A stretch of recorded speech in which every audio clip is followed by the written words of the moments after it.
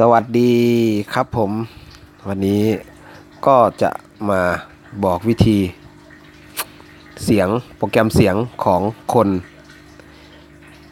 ทางพิการทางด้านสายตานะครับว่า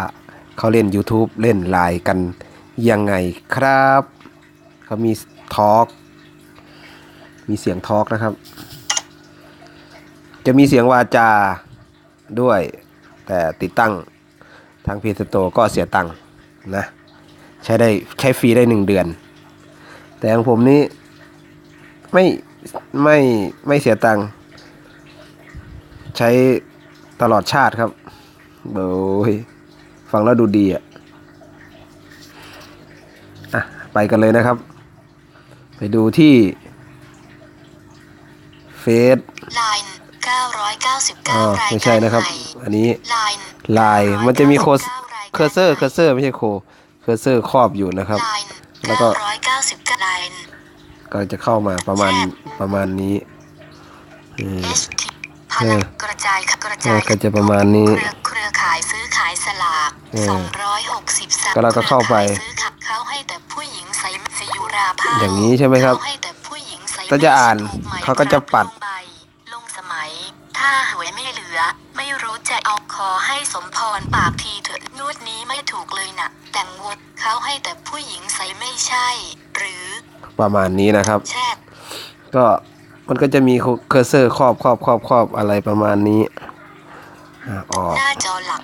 แล้วก็ไปที่24รายการใหม่เฟซบุ๊กก็ประมาณนี้มันก็จะมีที่เลือกเห็นไหมมันจะมีเคอร์เซอร์ครอบไปแล้วก็สามารถเข้าได้เขาอ่านได้ทุกอย่างครับนี่ประมาณนี้เลยนะครับ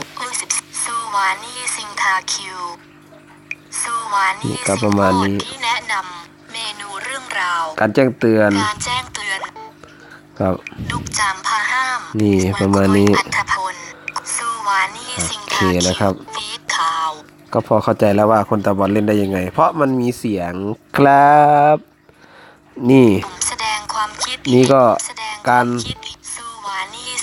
เขาเรียกอะไรคอมเมนต์เอารูปไรขึ้นอ่ะครูครับประมาณนี้ก็เขียนแล้วมันก็จะมีคำว่าส่งสติ๊กเกอร์หรือตกลงอะไรอย่างเงี้ยชั่วโมงที่แล้วถูกใจ1ต่อกลับเฟซบุ๊กก็ประมาณนี้นะครับก็หน้าจอหลักหน้าที่1จาก2หน้าพื้นฐานก็ออกมาก็จบคลิปเพียงเท่านี้ถ้าสงสัยยังไงก็คอมเมนต์ใต้ล่างมาเด้อครับผม